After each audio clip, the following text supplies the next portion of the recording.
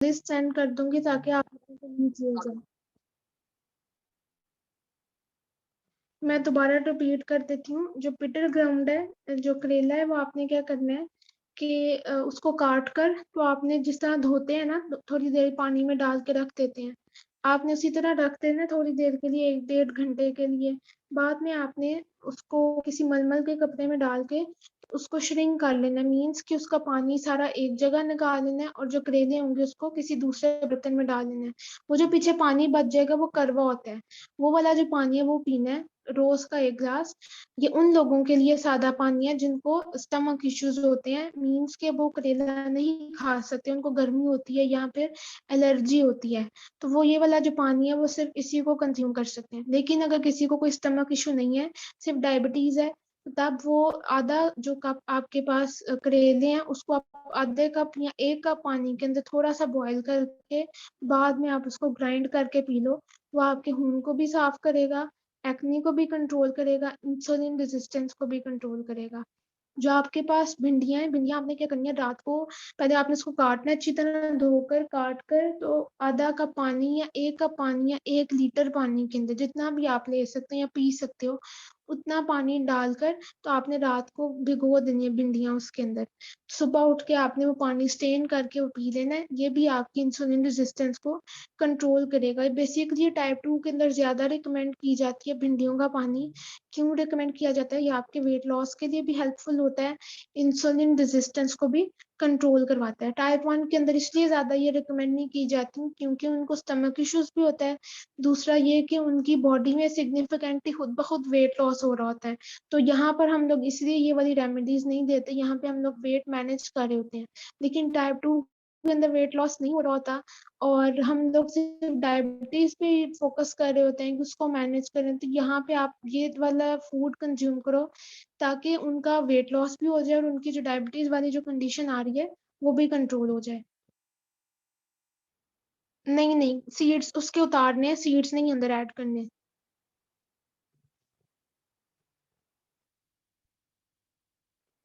फिर इसके अलावा आपके पास नीम और ड्रम स्टिक, आपके पास एक लीव्स आते हैं, ठीक है, ये पत्ते हैं, इनका नाम है ड्रम स्टिक। ठीक है, ये आपको किसी भी पंसार की दुकान से मिल जाएंगे। इन दोनों का आपने सुखा लेना है पहले धूप में अच्छी तरह से, जब तक वो अकर ना जाए। फिर आपने इसको पाउडर फॉर्म के अंदर कन्वर्ट करना है।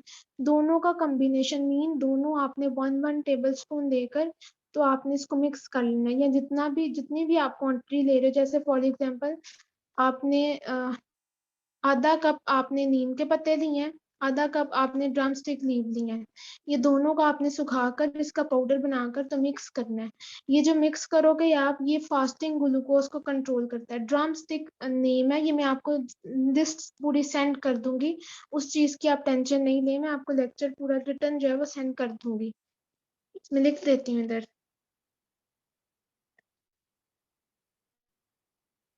मैं भी पहली दफा इस तरह पढ़ा रही हूँ। मेरे पास स्लाइड्स मैं बनाती हूँ लेकिन मेरा लैपटॉप नहीं था चल रहा, तो वो दिया वैसे ही करवाने के लिए, वरना मैं आपको स्लाइड्स ही देती।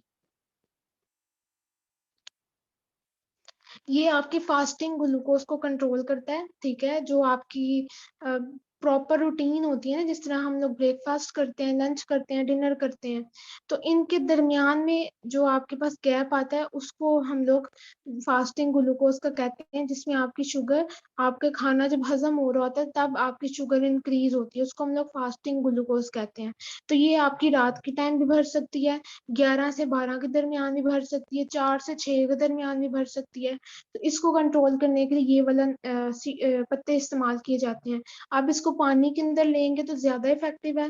अगर सिंपल खाने हैं तो वो थोड़ा सा मुश्किल हो जाता है, आप पानी के अंदर इसको डालकर कंज्यूम कर सकते हैं। उर्दू में भी इसको ड्रम स्टिक ही कहा जाता है। और अगर आप पंसार की दुकान पे जाएंगे तो उन्होंने जो उसका पैकेट में नेम लिखा होता है वो भी ड्रम स्टिक ही इसको कहते हैं, क्योंकि ये जो दरख्त है उसका नेम ही ड्रम स्टिक है, उसके पत्ते हैं ये बेसिकली। इसके अलावा जो आपके पास अंजीर है, अंजीर के जो पत्ते होते हैं, अमेरिका के अंदर ये बहुत ज्यादा यूज की जाती है रेमेडी, कि जो अंजीर के पत्ते होते हैं वो इस्तेमाल किए जाते हैं। ये आपके ग्लूकोज अपटेक को कंट्रोल करवाती है, मींस इंसुलिन का जो हार्मोन है आपके पास।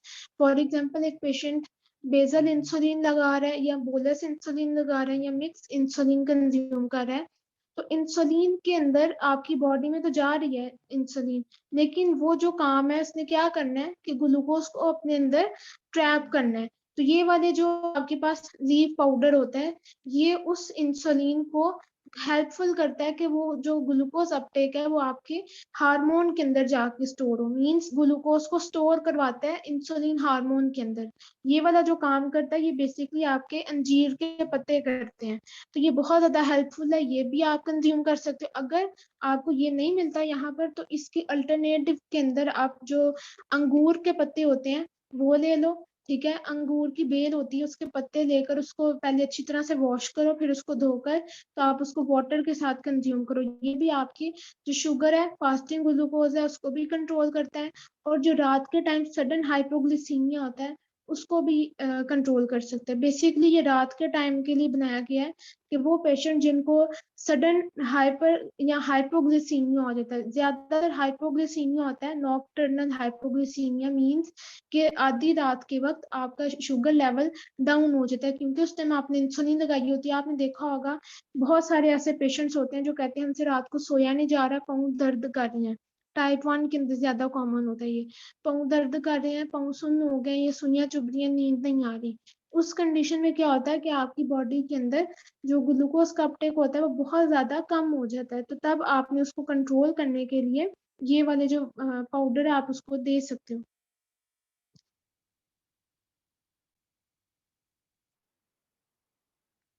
अगर वेट लॉस हो रहा है तो आप, मुझे आपका क्वेश्चन समझ नहीं आ रहा, वेट लॉस पहले से उनका हो रहा है या फिर आपने वेट लॉस करवाना है?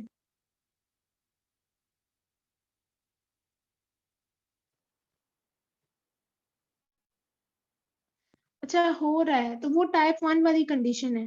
ठीक है, जो उनकी शुगर कंट्रोल नहीं हो रही और वेट लॉस खुद ब खुद हो रहा है उनका, तो ये जो आपके पास कंडीशन है ये टाइप 1 के अंदर होती है, टाइप 2 के अंदर नहीं है। मैंने आपको पहले बताया है, सिग्निफिकेंटली अगर किसी का वेट लॉस होता है तो वो टाइप 1 वाली कंडीशन होती है। इसके अंदर आपने प्रोटीन कंटेंट प्लांट बेस्ड की जगह आपने एनिमल बेस्ड के ऊपर स्विच करना होता है, मीन्स कि आपने उनकी डाइट के अंदर चिकन लाजमी ऐड करने, चाहे एक बोटी आप लाजमी ऐड करो, नहीं तो दालों से उनको दो दालें आप उसको कॉम्बिनेशन के अंदर दे सकते हो।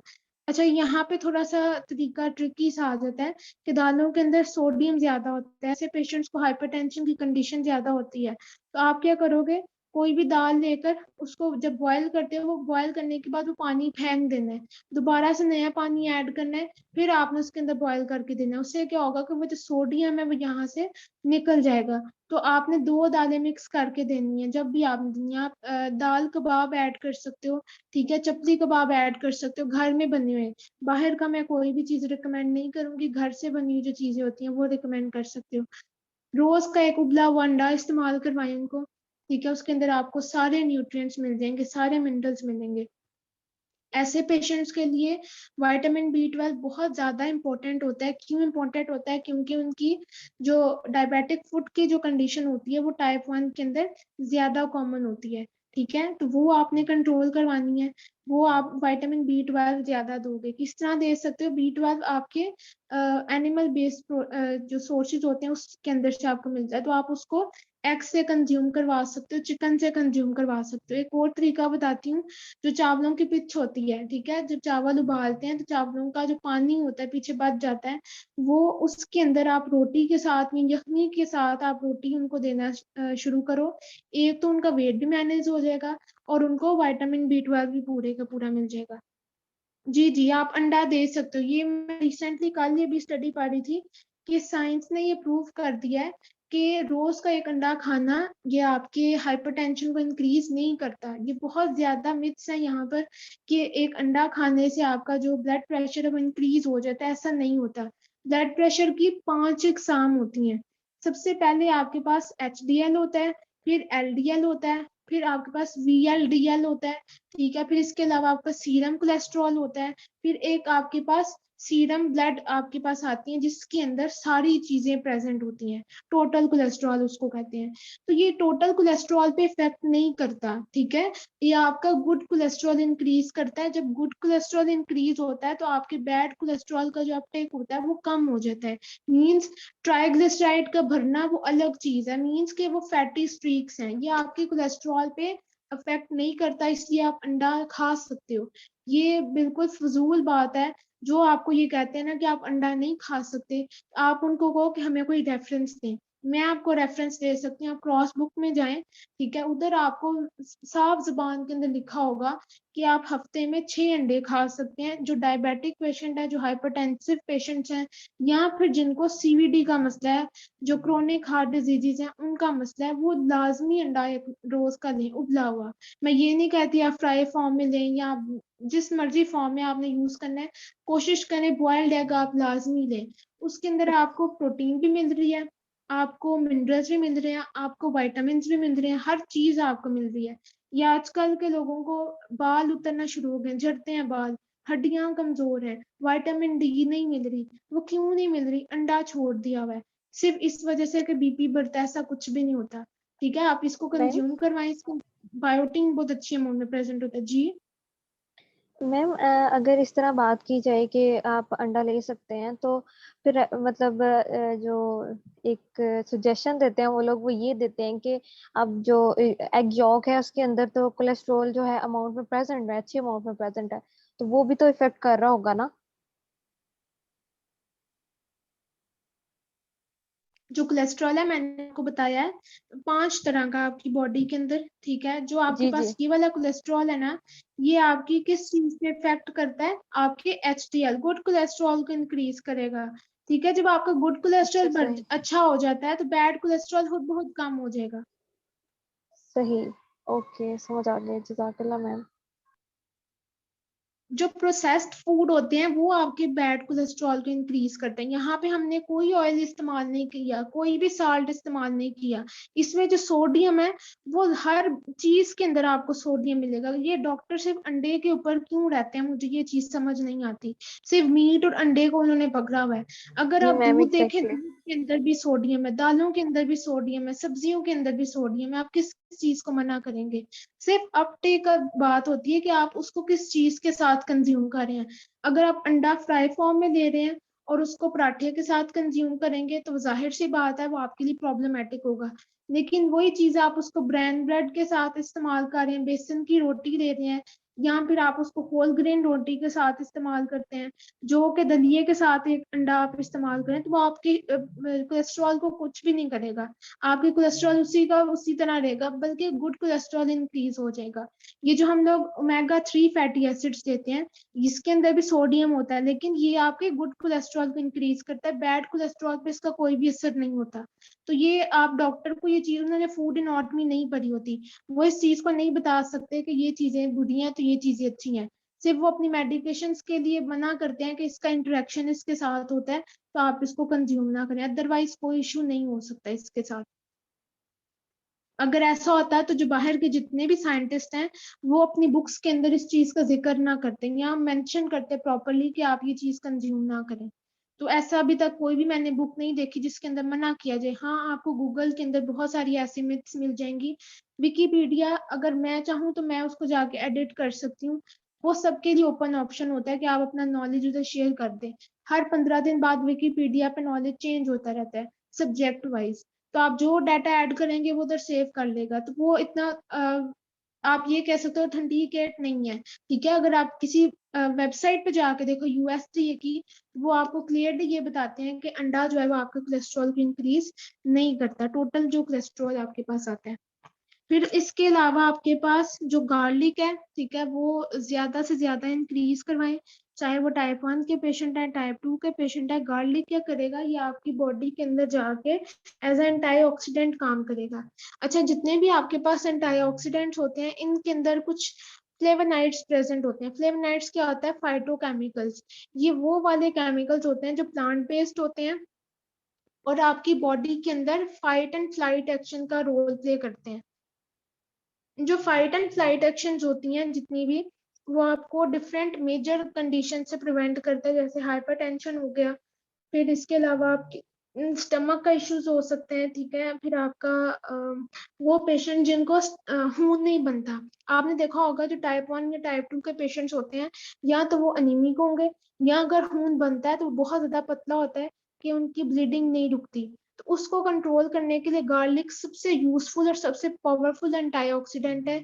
ये आपकी बॉडी के अंदर जितने भी कैंसरस सेल्स होते हैं उसको किल करने में हेल्प करेगा। फिर इसके अलावा आपके पास जिंक्सन, आपके पास एक पाउडर आता है, ठीक है। ये आपको मेडिकेशंस के अंदर भी मिल जाएगा। अलग से अगर किसी ने लेना है वो सप्लीमेंट्स भी यूज कर सकता है। इसका काम क्या होता है, ये आपकी फास्टिंग ग्लूकोज को कम करता है। वो पेशेंट्स जिनको 11 से 12 के दरमियान या खाना खाने के 1 घंटे के बाद शुगर भर जाती है, वो इंसुलिन नहीं लेते, मेडिकेशंस में टाइप 2 में या टाइप 1 में इंसुलिन लेने के बावजूद भी उनका शुगर भरती है, तो वो वाली जो कंडीशन जो आपके पास आती है वो फास्टिंग ग्लूकोज की आती है, तो उसको कंट्रोल जो करता है ये जिंक्सन करता है। तो ये आपके एजोबैक सप्लीमेंट्स के अंदर भी ऐड होता है। फिर इसके अलावा आपके पास जो सबसे ज्यादा दूसरे नंबर पे इफेक्टिव सप्लीमेंट है वो आपके पास मिल्क थिस्टल्स है। ये मिल्क थिस्टल्स कौन से होते हैं, ये वो वाला सप्लीमेंट है जो आपकी ग्लाइसेमिक कंट्रोल करवाता है। मींस कि आपके अपटेक, जो शुगर कितनी फास्टली आपके ब्लड सिस्टम के अंदर रिलीज हो रही है, वो उस चीज को कंट्रोल करने के लिए ये वाला जो सप्लीमेंट है ये रिकमेंड किया जाता है। ये आपकी फैटी लिवर को भी कंट्रोल करता है, फैटी स्ट्रीक्स को भी कंट्रोल करता है। ये फैट की ब्रेकडाउन को कंट्रोल करवाता है कि वो कितनी स्पीड से आपके ह्यूमन में आपके ब्लड सिस्टम के अंदर एंटर हो रही है। ये यहाँ पर मेरे ख्याल से अभी तक नहीं आया, ये बाहर ज्यादा यूज किया जाता है। और अगर बाहर से ट्रांसपोर्ट कोई करवा रहा है तो उसके लिए बहुत ज्यादा इफेक्टिव है। ये जितनी भी आपके पास फैट से रिलेटेड प्रॉब्लम्स आती हैं, ओबेसिटी, फैटी लिवर, फिर इसके साथ साथ आपके पास इंसुलिन रेजिस्टेंस का इशू हो जाना, आपका गाल ब्लेडर बड़ा हो जाना, आपके स्टमक के ऊपर फैट आ जाना, किडनीज के ऊपर फैट स्टोर हो जाना, ये जितने भी प्रॉब्लम्स आती हैं सबको कंट्रोल करने वाला ये वाला एक इम्पोर्टेंट सप्लीमेंट है जो आप इसको यूज कर सकते हो। फिर जो आपके पास बेरबरीन आपका एक सप्लीमेंट होता है, ये आपके चेरीज लीफ और बेरीज का कॉम्बिनेशन होता है। ये आपकी एज एंटीऑक्सीडेंट काम करता है और आयरन अपटेक के अंदर बहुत ज्यादा हेल्पफुल है, ठीक है। ये आपकी फैटी स्ट्रीक्स को कंट्रोल करता है। फैटी स्ट्रीक्स का आइडिया है आप सबको? कोई रिस्पॉन्ड करे, फैटी स्ट्रीक्स का पता है आपको? मैम मैम ये जो आपने अभी भी बताई है फैटी प्रॉब्लम जितनी भी वही चीजें।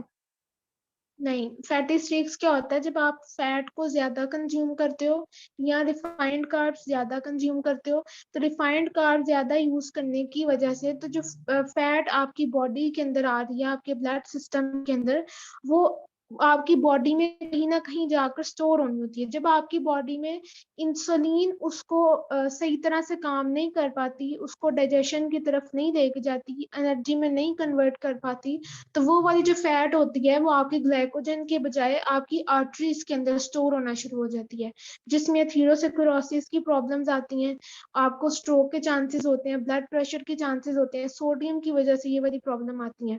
ये आपकी आर्टरीज के इर्द गिर्द जाके फैट स्टोर हो जाता है और आपकी आर्टरीज को बहुत ज्यादा हार्ड कर देगा। ये वाली जो कंडीशन आती है ये आपकी आर्टरीज को ब्लॉक कर देती है, नैरो कर देती है। इसको हम लोग फैटी ब्लॉक कहते हैं या फैटी स्ट्रीक्स कहते हैं कि चर्बी की लेयर बन जाना अंदर। आपने देखा होगा जिनको बाईपास होता है या फिर एंजियोग्राफी होती है हार्ट पेशेंट्स की, तो उनके अंदर कैमरा और ये सारी चीजें डाली जाती हैं, इंस्ट्रूमेंट्स डाले जाते हैं कि देखा जाए अंदर हो क्या रहा है। तो वो आपकी फैट जो है वो नैरो कर देती है आपकी आर्टरीज को। तो ये वाली जो फैटी स्ट्रीक्स वाली कंडीशन होती है ये आपके दूसरे ऑर्गन्स पे जाके इफेक्ट होती है और आपके ऑर्गन के अपर लेयर के ऊपर फैट को एक्यूमुलेट करना स्टार्ट कर देती है, जैसे ma'am lungs and lungs bad कर देते हैं। ये हम बैड फैट्स की बात कर रहे हैं। जी, बैड फैट्स की बात कर रहे हैं।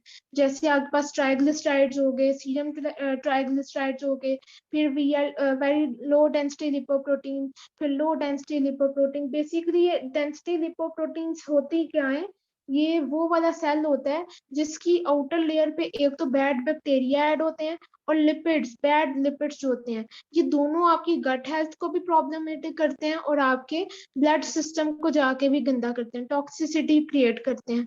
तो ये जो फैट है ये आपकी ग्लाइकोजन के अंदर कन्वर्ट होने के बजाय आपकी आर्टरीज के अंदर स्टोर होना शुरू हो जाती है, जिसकी वजह से स्ट्रोक के चांसेस आते हैं, हार्ट प्रॉब्लम्स होती हैं। इसको कंट्रोल करने के लिए जिंजर वाला जो मैंने आपको सप्लीमेंट बताया, गार्लिक आप लाजमी ऐड करें। जिंजर या फिर गार्लिक, दोनों चीजें। अगर तो बीपी का मसला है तो आप जिंजर ऐड नहीं करेंगे, आप गार्लिक सिंपल ऐड करना शुरू कर दें। फैटी स्ट्रीक्स का जो इशू होगा वो 3 महीने के अंदर अंदर खत्म हो जाएगा, ठीक है। ये गार्लिक आप 3 महीने ऐड करना शुरू करें डेली लाइफ पे। दो जो इसकी तुड़ियां होती हैं, सुबह आप इसको पानी के साथ कंज्यूम कर लें, या फिर किसी जो डायबिटिक पेशेंट है या हार्ट पेशेंट है या पीसीओएस का मसला है या कोई भी एस्थमिक पेशेंट है, आपने क्या करना है, अंडा उबालना है, ठीक है। उसके साथ आपने इसको अंडे को श्रेड कर लेना है और 2 गार्लिक के पीस क्रश करके चटनी बना लेनी है। दही के 2 टेबल स्पून आपने ऐड करने हैं। ब्राउन ब्रेड लगाकर उसके ऊपर ये सारा मिक्सचर लगाएं और खाकर चले जाएं। इससे क्या होगा, एक तो आपके कम्प्लेक्स कार्ब्स आ गए बीच में, एग आ गया तो प्रॉपर प्रोटीन और न्यूट्रिशन आपको मिल गई, और गार्लिक आपने ऐड किया तो ये आपके एंटीऑक्सीडेंट भी हो गया और फैटी स्ट्रीक्स को कंट्रोल भी करेगा। अब ये देखें, जो मैंने आपको रेसिपी बताई है इसके अंदर तो कोई ऑयल यूज नहीं किया मैंने, ठीक है। अगर मैं ऑयल यूज करती भी तो आपके पास जो ऑलिव ऑयल है वो यूज किया जाता। तो यहाँ पे मैंने ऑयल यूज नहीं किया, तो ये आपकी जितनी भी फूड है ये आपका हेल्दी फूड कंज्यूम किया जाएगा। तो ये डायबिटिक पेशेंट के लिए भी हेल्पफुल है और जो हार्ट पेशेंट्स होते हैं उनके लिए बहुत ज्यादा हेल्पफुल है।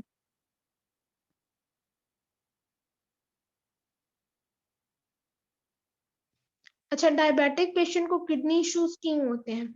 सबसे अच्छा क्वेश्चन है। डायबिटिक पेशेंट को किडनी इश्यूज इसीलिए होते हैं कि डायबिटिक पेशेंट जो टाइप 1 वाली जो कंडीशन होती है उसके अंदर 2 तरह के चांसेस ज्यादा होते हैं। सबसे पहले मैक्रोवास्कुलर डिजीजेज होती हैं और कुछ माइक्रोवास्कुलर डिजीजेज होती हैं। जो मैक्रोवास्कुलर डिजीजेज होती हैं उसके अंदर नेफ्रोपैथी, न्यूरोपैथी और कार्डियोवास्कुलर डिजीजेज, और ये सारे प्रॉब्लम्स आपके पास आते हैं। रीनल डिजीजेस भी आती हैं और आपकी आईज का जो इशू होता है वो भी बहुत ज्यादा कॉमन होता है। यहाँ पर आपका जो फिल्ट्रेट रेट होता है, ठीक है, फिल्ट्रेट रेट ग्लोमेरुलस फिल्ट्रेट होता है। ये बेसिकली क्या है, आपकी जो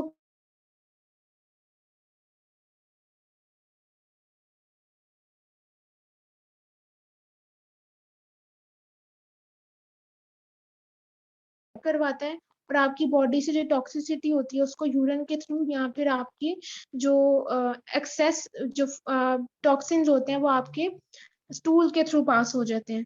यहाँ पर डायबिटिक पेशेंट के अंदर सोडियम और फ्लूइड इम्बैलेंसमेंट ज्यादा हो जाती है। सोडियम ज्यादा हो जाता है, पोटेशियम कम हो जाता है, फॉस्फोरस ज्यादा हो जाता है, मैग्नीशियम कम हो जाता है, कैल्शियम यहाँ पे कम हो जाएगा या फिर ज्यादा हो जाएगा, दोनों कंडीशन हो सकती हैं।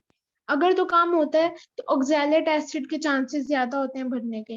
ऑक्सैलिक एसिड आपको ग्रीन लीफी वेजिटेबल से होता है, तो यहाँ पर आपने एक तो उनकी ग्रीन लीफी वेजिटेबल्स कंट्रोल करवानी है, आपने उनको मशरूम ऐड नहीं करवाना, ग्रीन लीफी वेजिटेबल्स नहीं देनी, स्ट्रॉबेरी ऐड नहीं करवानी, चॉकलेट ऐड नहीं करवानी, कैफीन नहीं दोगे आप, ठीक है। फिर इसके अलावा टमाटर ऐड नहीं करवाओगे।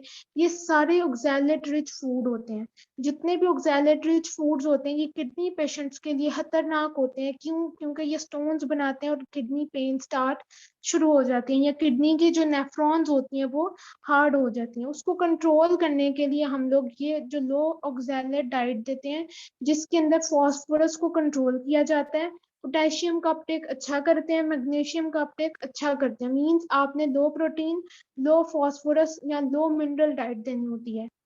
अब लो मिनरल लो प्रोटीन डाइट के अंदर आपके पास सिंपल जो डिफरेंट वेजिटेबल्स होती हैं जो जमीन से ऊपर उगती हैं वो वाली वेजिटेबल्स देनी है। जमीन से नीचे जितनी भी वेजिटेबल्स लगती हैं वो अवॉइड करोगे।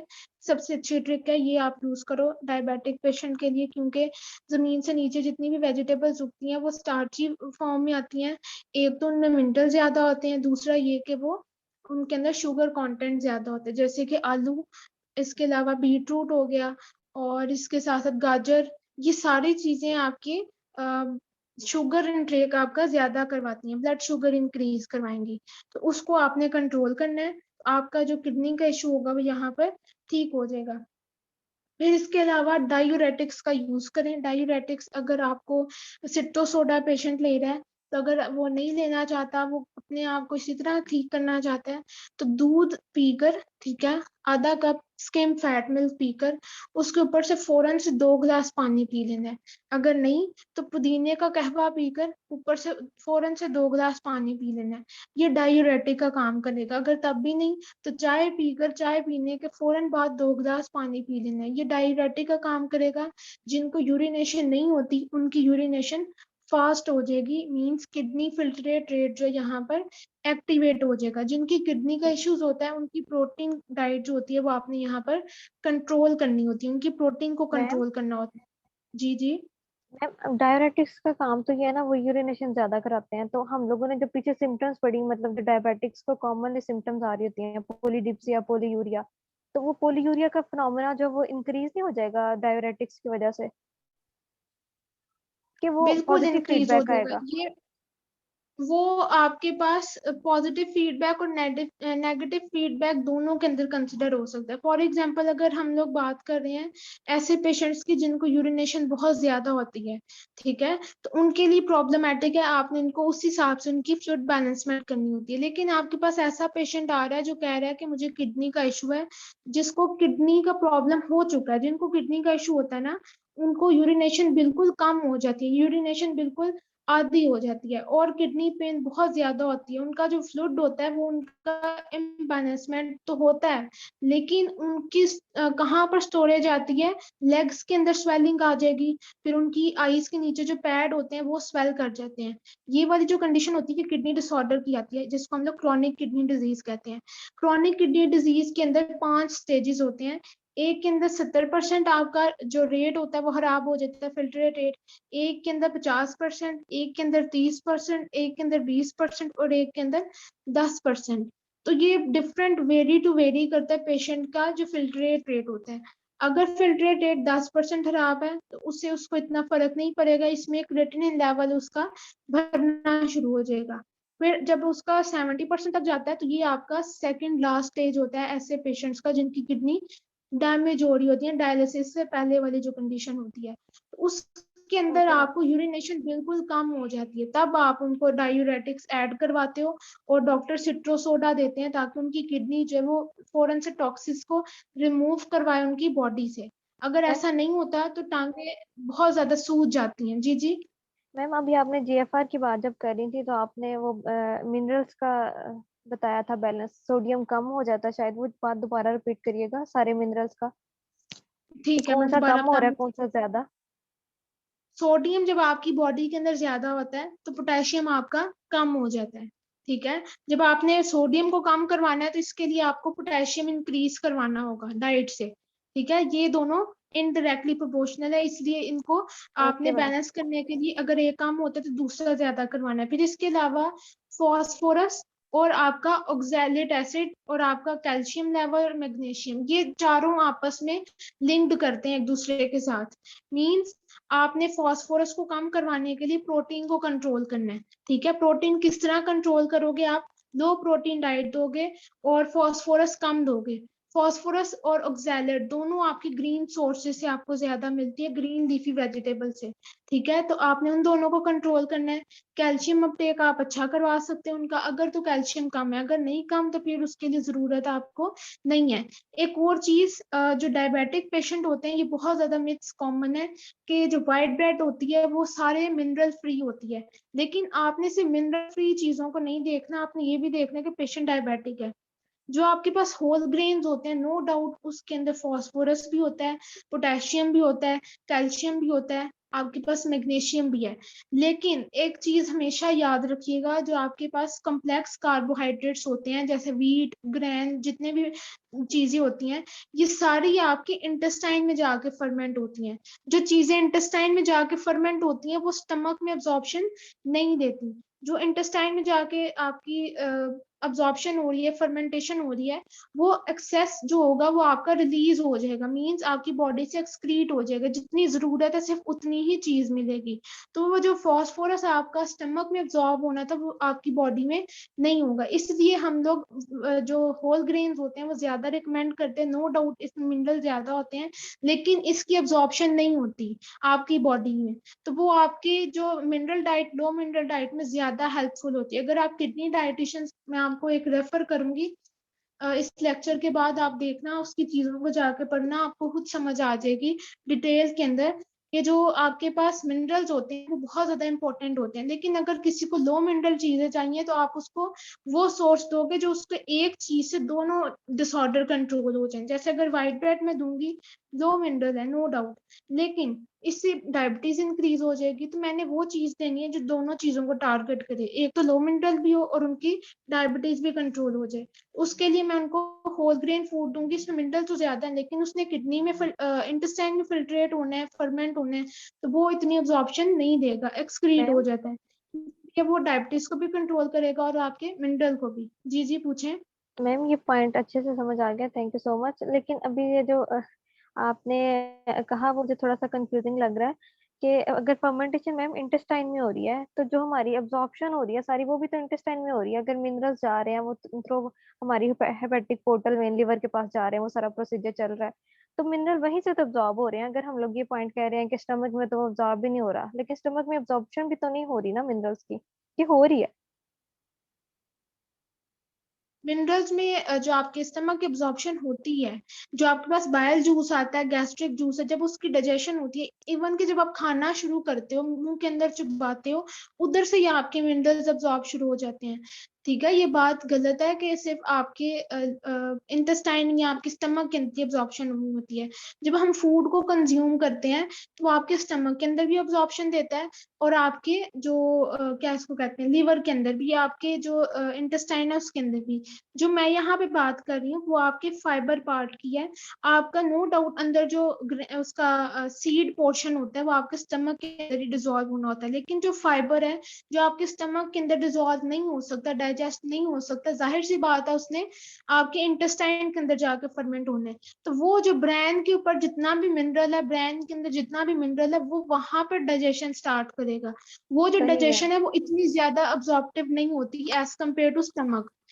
अगर वही ओके। फूड आप उतना ही पोटेशियम आप अपने किसी और सोर्सेज से लोगे, फॉर एग्जांपल मैं बात करती हूँ यहाँ पर दही और साथ में पालक की, तो पालक जो है वो आपके पास सॉल्युबल फाइबर के अंदर है, वो आपके मैदे के अंदर डाइजेस्ट हो जाती है। तो वो डाइजेशन है जहाँ पर वो पोटेशियम और मिनरल का इंटेक ज्यादा करवाएगी as compared to whole grains, क्योंकि वो इनसॉल्युबल फाइबर के साथ है। जी मैम समझ आ गई, जजाकल्ला। इसके अलावा किसी का कोई क्वेश्चन है तो पूछ लें। मैम ये जो डायरेटिक्स की हम लोगों ने बात की है, अगर तो वो किडनी पेशेंट नहीं है तो उसको वो पोलीयूरिया वाला मसला है, तो फिर उसके लिए क्या करेंगे? अगर पोलीयूरिया वाला इशू आ रहा है तो मैंने जो आपको फ्लूइड इम्बैलेंसमेंट वाली चीजें बताई हैं, जिस तरह इंस्पिडस वाला जो केस है, उसके अंदर आपने सप्लीमेंटेशन भी यूज करवा सकते हो। आपने हाइड्रेशन लेवल उनका अच्छा रखना है। हाइड्रेशन लेवल आप किस तरह अच्छा रख सकते हो, उनकी डाइट के अंदर आपने कोशिश ये करनी है, जरूरी नहीं है कि सिर्फ 12 गिलास पानी पियोगे तो ही आपकी प्यास बुझेगी। आपने कोशिश करनी है ऐसी चीजों को ऐड करना है जो उसके हाइड्रेशन लेवल को, उसके वाटर लेवल को बैलेंस करे। जैसे कि एप्पल जूस जो होता है, एप्पल कहवा, एप्पल कहवा किस तरह, आप वाटर के अंदर 1.5 कप पानी ले लो, ठीक है, 1.5 कप पानी के अंदर आप आधा सेब या सेब के जो छिलके होते हैं वो डालकर उसको बॉईल करके पी लो। वो जो कहवा होता है, एक तो वो आपकी जो फ्लूइड इम्बैलेंसमेंट होती है उसको भी कंट्रोल करता है, ठीक है। फिर इसके साथ साथ जिनको यूरिनेशन ज्यादा हो रही होती है उनकी डाइट के अंदर आप चाय ऐड कर सकते हो, दूध इस्तेमाल कर सकते हो, उनकी डाइट के अंदर ज्यादा से ज्यादा पानी के साथ लेमन का इस्तेमाल कर सकते हो। ये उनका वेट भी मैनेज करेगा, और साथ में जो कंडीशन आती है बहुत ज्यादा यूरिन की और प्यास बहुत ज्यादा लगती है, यहाँ पे उनका मेजर काम है कि उनकी प्यास को कंट्रोल करना है। तो आप वाटरी फूड ज्यादा कंज्यूम करवाओ, हाई फाइबर और वाटरी फूड। जैसे आपके पास क्यूकम्बर है, वाटरमेलन है, फिर इसके साथ साथ जितने भी आपके पास वाटर कंटेंट वाले फूड ज्यादा हैं वो आप ज्यादा कंज्यूम करवाओगे, उनका जो इंस्पिडस वाली जो कंडीशन होगी यहाँ पर ठीक हो जाएगी। फिर प्रोटीन कंटेंट अच्छा दोगे, ठीक है। प्रोटीन कंटेंट में आपके पास रेड बीन्स आते हैं, व्हाइट बीन्स आते हैं, फिर रोंगी आ जाती है, इसके साथ साथ पीज आ जाते हैं और कॉर्न आ जाती है। जितने भी आपके पास प्रोटीन सोर्सेज हैं, यहाँ से आप वेजिटेबल सोर्सेज से भी दे सकते हो, तो वो उनकी सैटिस्फैक्शन लेवल को अच्छा करेगी और उनको प्यास कम लगेगी। दूसरा, यहाँ पर स्ट्रेस लेवल आपने कंट्रोल करवाना है, पेशेंट को स्ट्रेस नहीं देना। आपने उनके इंसुलिन यूनिट्स मैनेज करने हैं। इंसुलिन यूनिट्स किस तरह मैनेज कर सकते हो आप आगे पीछे कर सकते हो। फॉर एग्जांपल, आपने उनको जो फूड दिया है उसकी एक्सचेंज लिस्ट के अंदर आप कार्ब्स काउंटिंग करोगे। कार्ब्स काउंटिंग करने के बाद देखो इंसुलिन डॉक्टर ने कौन सी रिकमेंड की है, फिर उस फूड के हिसाब से रोज की इंसुलिन आप चेंज करोगे। फॉर एग्जांपल, आज उन्होंने 1/3 कप चावल खा लिए, तो कितने ग्राम उसमें वो कार्बोहाइड्रेट्स होंगे, उस ग्राम्स के मैम आपकी हिसाब से आवाज आप उसकी ब्रेक हो रही है। शुगर। ठीक हो गया? जी जी, वाटरमेलन बेस्ट है क्योंकि इसका ग्लाइसेमिक लोड जो होता है वो बहुत ज्यादा कम होता है, मिनिमम 8। ठीक है, तो वो बहुत ज्यादा इफेक्टिव होता है ऐसे पेशेंट्स के लिए। क्यूकम्बर आप दे सकते हो, ठीक है। फिर टोमेटो, अगर किडनी पेशेंट नहीं है तो फिर आप उनको कंज्यूम करवा सकते हो। नाशपाती इस्तेमाल करवा सकते हो, आजकल अनार बहुत ज्यादा आया हुआ है, अनार इस्तेमाल करवाएं। आधा अनार ले लें, उसके अंदर पुदीने का वो जो पाउडर होता है वो ऐड करवाएं, पानी ऐड करवाएं, ग्राइंड करके दे दें, ठीक है। इससे मिनरल्स भी अच्छे मिल जाते हैं, पोटेशियम इसका अच्छा है, आपके सोडियम को भी बैलेंस करेगा और दूसरी जितनी भी प्रॉब्लम्स आती हैं उसको भी कंट्रोल करने में हेल्प करेगा।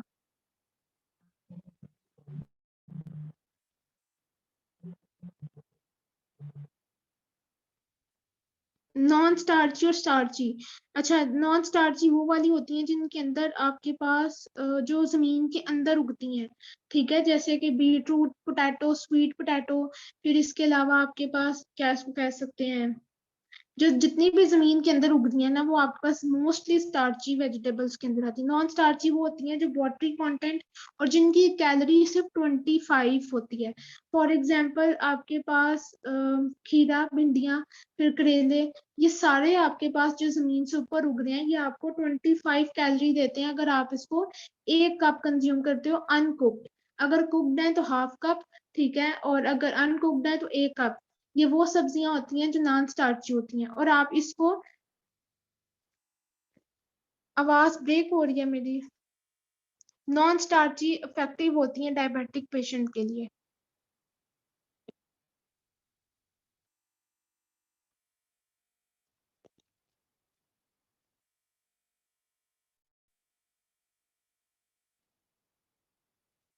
आवाज नहीं आ रही मेरी?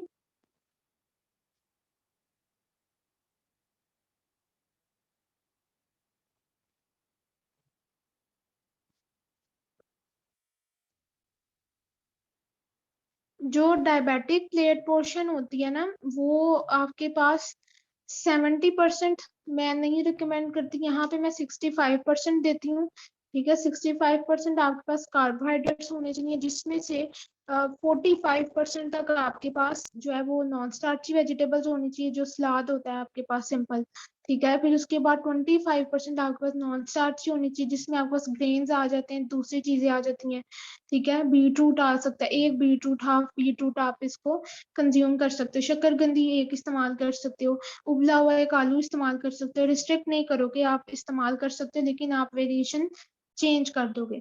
फिर इसके अलावा कम्प्लेक्स कार्बोहाइड्रेट्स के अंदर आएगा, तो वो आप उसको बेसन की रोटी, गंदम की रोटी, फिर उसके अलावा मकई की रोटी, बाजरे की रोटी, जौ का दलिया, ठीक है, ये सारी चीजें इस्तेमाल करवा सकते हो। स्टील कट ओट्स जो होते हैं वो आप इस्तेमाल करवाओगे, इंस्टेंट ओट नहीं दोगे, स्टील कट ओट्स दोगे। ये सारी आपके पास पोर्शन प्लेट के अंदर आती हैं। लीन प्रोटीन्स होंगी, ठीक है, और इसके साथ साथ आपके पास फैट्स के अंदर दही आ जाता है, और दही नहीं तो ऑलिव ऑयल आप इस्तेमाल कर सकते हो, जैतून इस्तेमाल कर सकते हो।